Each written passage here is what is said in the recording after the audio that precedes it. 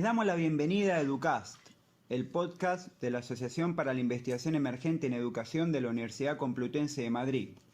Un espacio dedicado a la reflexión y el intercambio de ideas en torno a temas educativos. Mi nombre es Marcelo Posca y soy estudiante de doctorado de la Facultad de Educación. En cada uno de nuestros encuentros compartiremos un cuento y una reflexión sobre alguno de los tópicos de la educación. Vamos a realizar una entrevista con algún doctorando o doctoranda que está realizando su tesis y finalmente propondremos alguna controversia educativa con un grupo de estudiantes de grado para animar el debate y reflexionar entre todos y todas. Empezamos.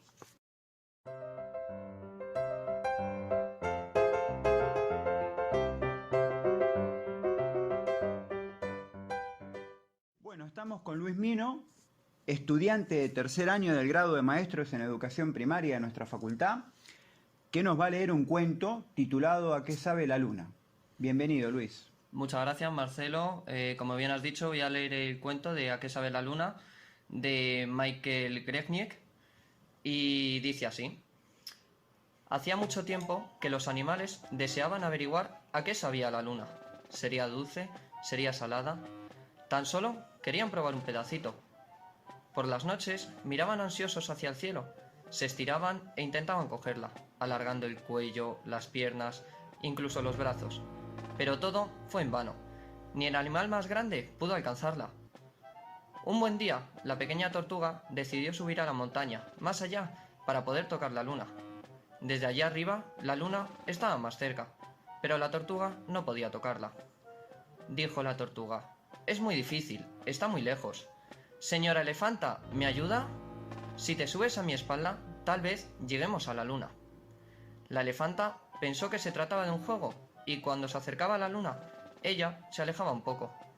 Pero como la elefanta no pudo tocar la luna, llamó a su amiga la jirafa. «Señora jirafa, si te subes a mi espalda, a lo mejor podemos alcanzarla». Pero al ver a la jirafa, la luna se distanció un poco más.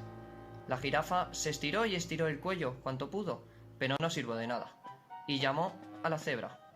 «Señora cebra, si te subes a mi espalda, es probable que nos acercamos más a ella». La luna empezaba a divertirse con aquel juego, y se alejó otro poquito. La cebra se esforzó mucho, pero tampoco pudo tocarla, y entonces llamó al león. «Señor león, si te subes a mi espalda, quizá podamos alcanzarla». Pero cuando la luna vio al león, volvió a subir un poquito más. Tampoco esta vez lograron tocar la luna, y llamaron entonces al zorro. «Señor zorro, verás cómo lo conseguimos si te subes a mi espalda». Al avisar al zorro, la luna se alejó otro poco. Ahora solo faltaba un poquito de nada para tocar la luna, pero esta se desvanecía más y más, y el zorro llamó a la lona. «Señora mona, seguro que esta vez lo logramos. Anda, súbete a mi espalda». La luna vio a la mona y retrocedió otro poco. La mona ya podía oler la luna, pero de tocarla, ni hablar. Y entonces llamó al ratón. «Señor ratón, súbete a mi espalda y tocaremos la luna». «Seguro que un animal tan pequeño no podrá cogerme», dijo el ratón. Y como empezaba a aburrirse con aquel juego, la luna se quedó justo donde estaba. Entonces el ratón subió por encima de la tortuga, de la elefanta, de la jirafa, de la cebra, de la leona, del zorro, de la mona y ¡zas!, de un mordisco, arrancó un trozo de la luna. Lo saboreó complacido y después fue dando un pedacito al mono, al zorro, al león, a la cebra, a la jirafa, al elefante y a la tortuga. Y la luna le supo exactamente aquello que más les gustaba a cada uno. Aquella noche los animales durmieron muy juntos. El pez, que lo había visto todo y no entendía nada, dijo: «Vaya, ¿tanto esfuerzo para llegar a esa luna que está en el cielo? ¿Acaso no verán que aquí, en el agua, hay otra más cerca?» Bueno, Luis, muchas gracias por compartir el cuento. Te quería preguntar algunas cosas. ¿Por qué elegiste este cuento para compartir con nosotros? Principalmente porque yo este cuento le veo con la metáfora de la colaboración y de la cooperación. Un valor que personalmente creo imprescindibles en toda la educación. Puesto que, al fin y al cabo, al ser futuros maestros o profesionales de la educación, tenemos que tener una colaboración bastante unida para intentar mejorar la educación dar todo lo que podamos de nosotros. Ya no solo entre nosotros los profesionales, sino también con las familias y con los alumnos. ¿Y cómo ves en la universidad, por ejemplo, el tema de la colaboración como un valor, que entiendo que para ti es positivo? Si es un valor importante o más bien estamos más en un mundo competitivo. Pues fíjate, en la universidad también yo creo que deberíamos de diferenciar entre la colaboración y la cooperación, porque a día de hoy, si nos mandan un trabajo, está en boca de todos el tú haces tu parte, yo hago mi parte y, y luego lo juntamos. Entonces realmente eso no sería colaboración, sería simplemente pues la unión de todas las partes y para llegar a un fin común. Entonces sí que es verdad que en la universidad se nos intenta ayudar a colaborar y a cooperar, pero realmente no creo que se estén infundiendo los valores adecuados, porque tampoco nos están enseñando a día de hoy cómo podríamos colaborar entre todos. Cierto es que al fin y al cabo vamos a llegar todos a un fin común, que es el trabajar en la educación y tratar de dar una educación mejor para nuestros futuros alumnos. Entonces, pues creo que poco a poco sí que podríamos ir cambiándolo, pero creo que a día de hoy nos está resultando bastante complicado. ¿Y hay alguna otra cosa del cuento, algo que quieras comentar, aportar? Sí que me gustaría, por ejemplo, comentar el tema de los cuentos en la educación primaria y de las historias que realmente deberíamos pensar que es una historia, que es un cuento en nuestra vida diaria, sino más que la narración de ciertos hechos que nos pasan día a día y realmente no tiene por qué ser algo ficticio, simplemente el contar una historia, contar un cuento es contar unos hechos que te han pasado ya sea a personas cercanas o a ciertas personas que realmente te importan o quieres contarle una historia que te ha pasado, que no deja de ser entonces un cuento. La importancia entonces de contar historias. Sí, Bueno, Luis, muchas gracias. pues Esperemos verte pronto por aquí. muchas gracias, Marcelo, un abrazo. Otro para ti.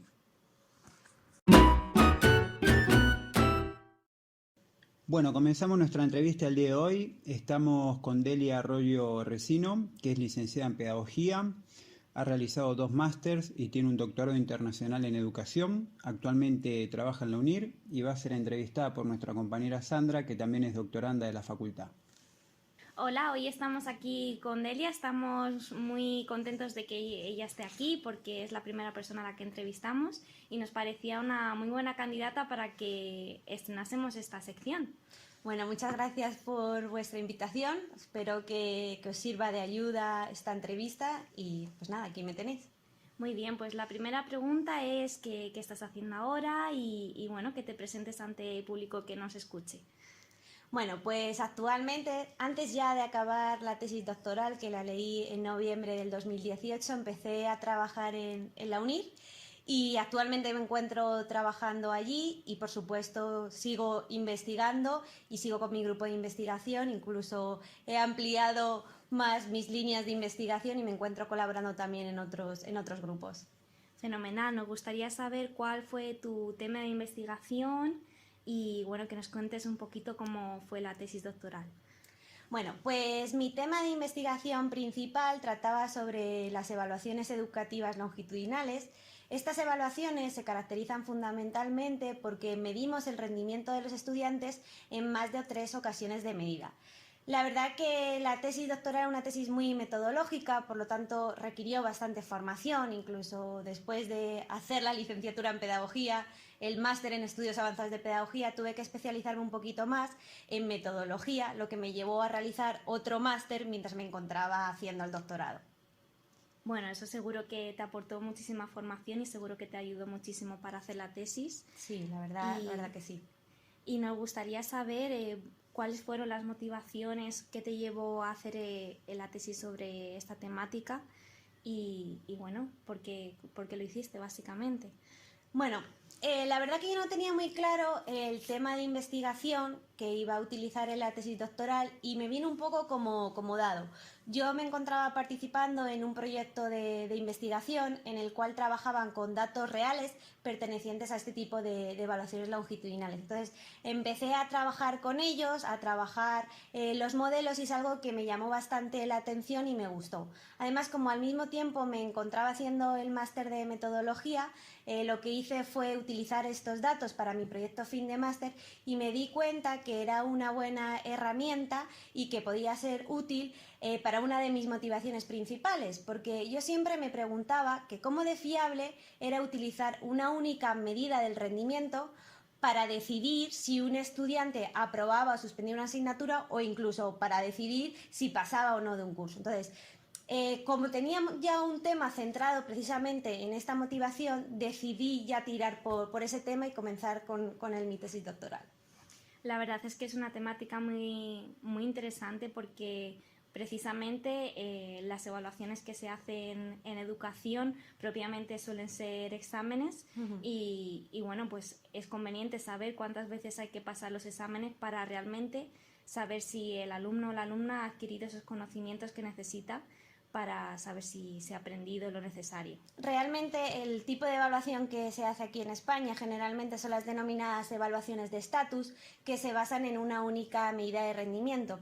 Y en mi tesis precisamente lo que demuestro es que ni una ni dos medidas, dos son incluso peor porque se produce un efecto de regresión a la media, es posible de predecir el rendimiento real de nuestros estudiantes.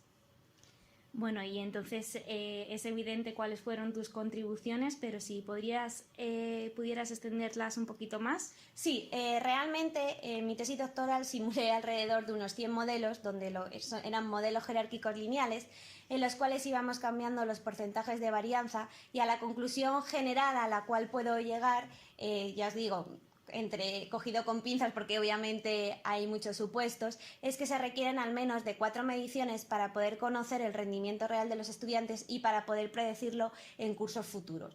Con 4 mediciones generalmente tenemos suficiente fiabilidad para poder constatar ese rendimiento de los estudiantes. Por supuesto, luego hay muchas otras variables que hay que tener en cuenta partiendo del propio contexto.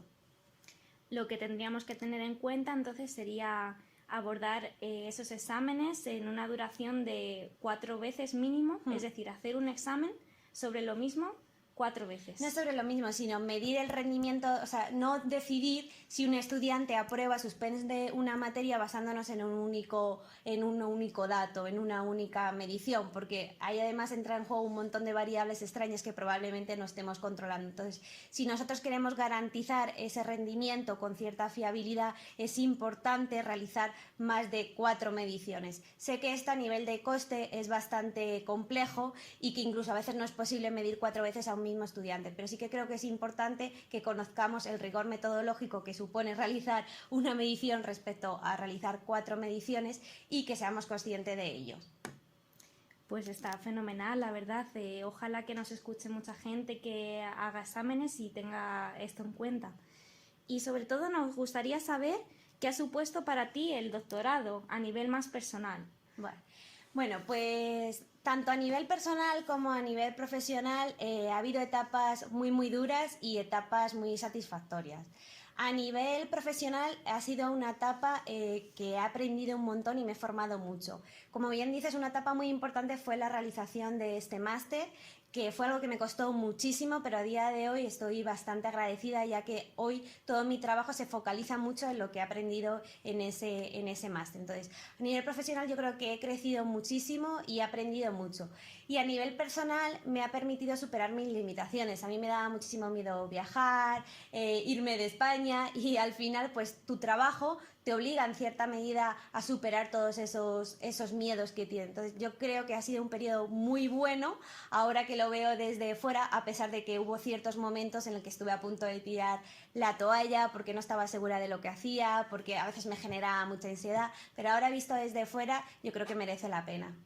Bueno, seguro que tus aportaciones animan a que la gente se anime, bueno, pues que a salir, ¿verdad?, a conocer mundo y hacer sus investigaciones en un entorno más internacional. ¿Y cómo valoras tu paso por el programa de doctorado? nos queríamos preguntar si hay vida durante o después del doctorado. Bueno, pues respecto a mi paso durante el doctorado, la verdad que lo valoro de manera muy positiva, pero creo que eso también se debe a los magníficos directores que tuve, a María Castro y Enrique Navarro, que han sido realmente mis mentores, me apoyaron muchísimo y no solo me apoyaron, me dieron una formación que yo creo que ha sido una formación de calidad y sobre todo me aguantaron porque, bueno, para mí todo era nuevo, me metía en unas evaluaciones que eran muy complejas, que requerían de unos conocimientos estadísticos que quizás yo ni siquiera tenía y han tenido muchísima paciencia, entonces tener esa relación con mis directores, ese contacto, no puedo tener ninguna queja y todo ha sido muchísimo más fácil. Entonces estoy muy agradecida y desde aquí quería agradecérselo porque ha sido una ayuda inestimable y sin ellos no podría haber seguido adelante. Y respecto a si hay vida antes y después del doctorado, pues tú cuando haces el doctorado dices, joder, qué ganas tengo de terminar porque aquí creo que ya voy a descansar. Pues para nada, creo que ahora tengo más trabajo que antes. Yo creo que al final, después del doctorado, lo que haces es recoger lo que has sembrado durante el doctorado, así que os recomiendo que hagáis una buena tesis, que estéis orgullosos de vuestra tesis, que le dediquéis el tiempo que necesite, porque luego todos esos méritos os viene después. Hay mucha gente que se ha puesto en contacto conmigo posteriormente al doctorado para que les ayude en metodología, doy seminarios de metodología, entonces todo eso ha sido gracias a toda la formación que he tenido durante el doctorado, ¿no? Entonces yo creo que al final durante el pre y el post va a estar bastante relacionado.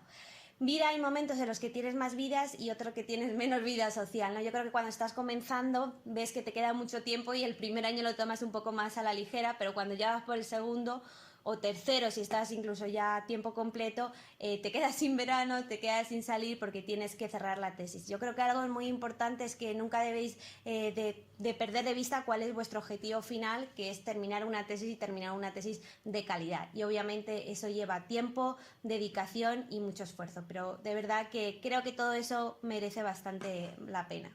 Es un mensaje que insistimos bastante, no desde aquí únicamente desde podcast, sino también desde el Seminario Permanente de Doctorado en Educación que se celebra aquí en la facultad, donde Delia acaba de participar, nos ha explicado cómo hacer una defensa de tesis doctoral, nos ha ofrecido tips para no estar nerviosos, para saber exactamente qué es lo que tenemos que tener en cuenta en la mención internacional y bueno, pues todo eso nos ayuda mucho porque al final un mensaje muy positivo puede ser de alguien que te lo transmite, que haya pasado por ese proceso y que haya salido pues muy bien como ha salido Delia.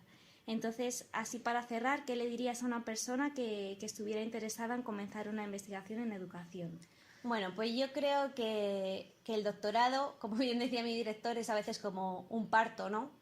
Hay momentos en los cuales estás peor, es mucho más difícil, estás a punto de tirar la toalla. Al final es como la vida misma, tienes momentos de subidón, momentos de bajón, pero creo que todo eso merece la pena por el día de la defensa. Cuando llegó el día de mi defensa, de verdad que yo lo disfruté muchísimo porque yo sabía que era un trabajo mío. Fue uno de los mejores días de mi vida y lo digo de todo corazón porque me sentí orgullosa de mí misma, nunca pensaba que iba a llegar hasta aquí, entonces animo a todo el mundo que quiera y que se ve capacitado, por supuesto no es un camino de rosas, hay momentos muy difíciles y en ese sentido el apoyo de los compañeros es muy importante, pero que si tiene vocación, que si le interesa y que si quieren, que de verdad es un camino precioso, donde te va a permitir un crecimiento no solo a nivel profesional, sino como os he comentado también a nivel personal y cuando llega al final de esa etapa te das cuenta todos los que ha crecido y llega al final de esa etapa y comienza otra etapa porque terminamos eso pero ahora vienen nuevas metas, acreditarte, publicar, entonces es una carrera que también hay que tener en cuenta que nunca acaba, esto no es como un trabajo que tú sales a las 8 de la tarde y ya está, no, yo por mí si quiero puedo estar todo el día trabajando y eso os va a pasar, entonces te tiene que gustar mucho para saber dónde te metes, por ejemplo en mi caso que no me gustaba viajar, yo sabía que si me metía aquí ese miedo lo iba a tener que superar. Entonces, al final yo creo que os ayuda muchísimo en todos los ámbitos, pero que seáis conscientes de dónde os metéis, que no es un trabajo que tenga una jornada cerrada. Por supuesto, también tenéis más flexibilidad. Si un día vais de congreso y no podéis trabajar, pues esa libertad quizás en otro tipo de trabajo no se tendría. Entonces, hay que valorar bien los pros y los contras, que para mí, por supuesto, hay muchísimos más pros que contra, y de verdad que os animo. Si alguien necesita algún consejo, pues aquí estoy, o apoyo mismamente. Bueno, pues muchas gracias por tus palabras, Delia. Esperamos verte pronto por aquí y nada, pasamos a la siguiente sección. Hasta luego. Hasta luego, gracias.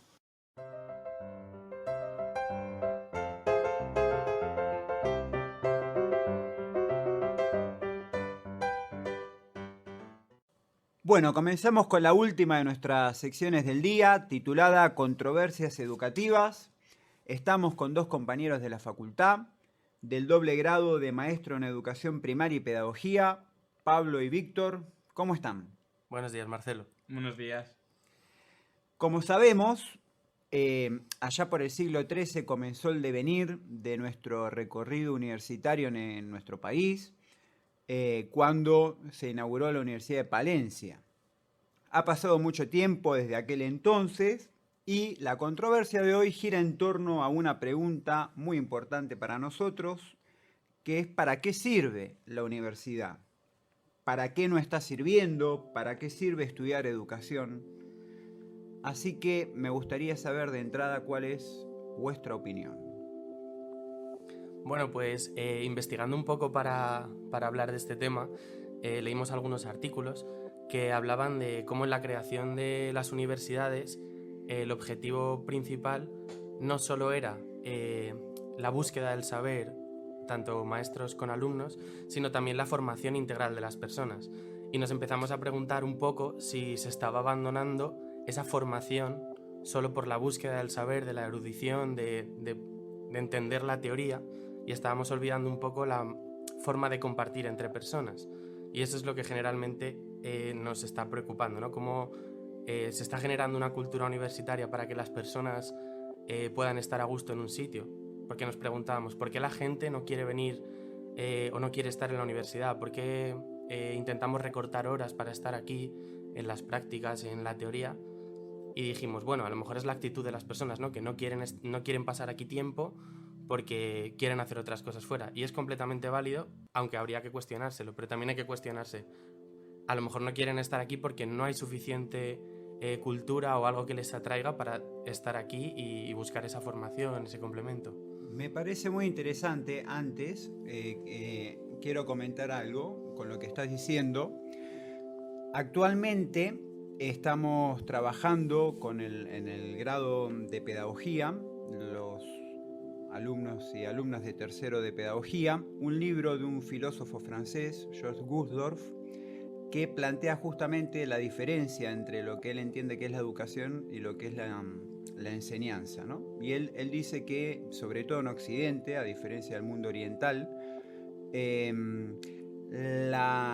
los estudios primarios, secundarios, sobre todo universitarios, se han centrado mucho en nuestro mundo occidental en la formación intelectual, ¿no?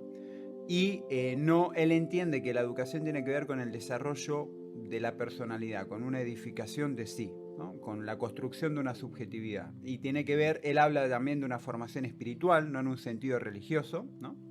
Lo espiritual entendido como se entendía en la antigüedad, las éticas grecolatinas. Entonces te quería preguntar si tu comentario apunta a esto, es decir, a una formación más integral, que no sea meramente intelectual o de cara al mercado, a adquirir competencias, capacidades, aprendizajes. Sí, sería un poco eso, como que estamos acostumbrados a que la educación sea siempre con un fin externo, ¿no?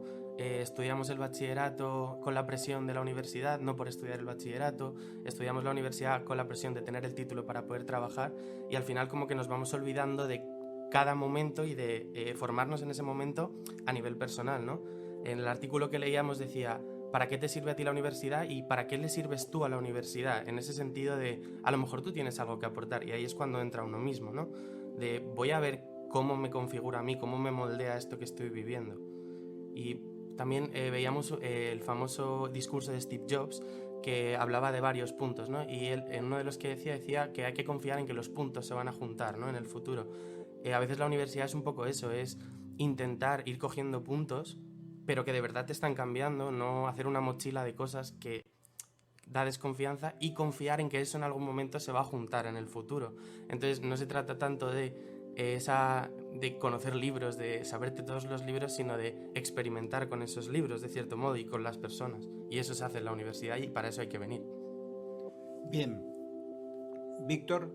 Pues actualmente yo creo que para qué sirve la universidad hoy en día, yo creo que es meramente para acceder o obtener un título, porque es verdad que actualmente en la universidad solo, desde mi punto de vista por lo menos, obtenemos formación, que me parece un punto muy importante y fundamental, pero yo creo que olvidamos lo que has mencionado antes, el valor de aprender de otras personas, de algo más personal. Y yo creo que en la universidad no lo conseguimos. ¿Por qué no lo conseguimos? Pues básicamente porque estamos tan marcados por la sociedad en que tenemos que sacarnos este título y estamos centrados en aprobar exámenes, en todas esas cosas que vienen marcadas, y realmente no disfrutamos de las demás personas, o intentar disfrutar. Por ejemplo, vas a una clase, te sientas y vas solamente a escuchar al profesor. No, tienes que sentarte, coger apuntes para aprobar el examen y además escuchar al profesor. Entonces siempre tiras por aprobar los exámenes cuando tú verdaderamente quieres escuchar al profesor. Entonces yo creo que esa formación que te da la universidad me parece que es primordial. Y además que a una pregunta que nos hemos preguntado a sí mismos de por qué, o sea, si tú vendrías a la universidad si te dieran el título, pues yo sinceramente yo creo que yo no vendría si no me dieran el título, porque pienso que esa formación que me puede dar la universidad la puedo conseguir sin la universidad, y además consiguiendo otros conocimientos de conocerte a ti mismo, a otras personas, etc. Y como también ha dicho Pablo, hemos leído unos artículos, y como por ejemplo Carta a un joven historiador de la educación, de Antonio Novoa, que decía: sin viaje no hay conocimiento. Y yo creo que es primordial viajar, y que no solamente se basa en un conocimiento intelectual, sino también espiritual. Les quería hacer una pregunta al respecto. En estos tiempos donde da la impresión de que la universidad está demasiado al servicio del mercado, de las demandas del mercado, ¿no? El mercado que siempre tiene unas demandas cambiantes, fluctuantes. ¿Qué creen que es la educación? Cambio la pregunta, en vez de ¿para qué sirve? ¿Qué creen que es? ¿Qué significa cuando uno piensa que una persona es una persona educada? Bueno, yo creo que es una pregunta muy difícil, creo, pero al final la educación siempre se ha visto como el que respeta, el que está, es educado, quien sabe responder a lo que le piden, pero no tiene tanto que ver con eso, sino con entender a lo mejor que hay distintas posturas, que la tuya es una y la puedes ir construyendo ayudándote de los demás. Entonces creo que en eso se basa la educación, en lo que decía Víctor, ¿no? En entender que es un viaje y que en ese viaje tú experimentas y vas aprendiendo. Entonces no podemos teorizar un viaje si no lo vivimos. Entonces, ¿qué es la educación? Pues en sus muchas definiciones, es una experiencia y es una manera de compartir. Entonces creo que eso es lo que le falta a una universidad, y por eso nos hemos hecho esta pregunta, ¿no? Nos deberían ofrecer más oportunidades para compartir, deberíamos también buscarlos nosotros. O sea, creo que hay que ser crítico por las dos partes. Ya somos mayores para no esperar a que nos llamen para compartir, pero también está bien que nos ofrezcan oportunidades, ¿no? Yo estoy muy de acuerdo con Pablo. Yo creo que educación es todo aquello que te pueda aportar para vivir, básicamente, y que sea ese conjunto de conocimientos intelectuales y valores, y que tú eso lo puedas unir para ir construyéndote a ti mismo, y construyendo un punto de vista crítico y ser reflexivo tanto con tus posturas como con las demás, y poder sobre todo respetar ambos puntos de vista.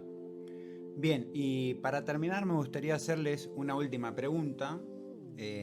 ya que empezamos también con Gusdorf, filósofo olvidado, pero que tiene una obra muy grande, y este libro en concreto a mí me interesa mucho, que se titula ¿Para qué profesores?, ¿no? Y la pregunta que les quería hacer para terminar es, en una época donde se alaba tanto las nuevas tecnologías, donde da la impresión de que la educación o la formación tiene que ver con procesar información, que la información está en la nube, que se puede prescindir, digamos, de la figura del maestro, de la maestra, del profesor o la profesora, la pregunta es, ¿qué lugar tiene en su experiencia educativa la figura del maestro, de la maestra? Si han tenido alguna experiencia que los ha transformado, si creen que es importante, si creen que en tiempos de hiperaula y nuevas tecnologías se puede prescindir de esta figura o no. Yo personalmente me cambié de carrera porque me di cuenta que no es que me gustase lo que estaba estudiando, sino que me encantaba todo lo que me enseñaban. Y dije, a lo mejor lo que me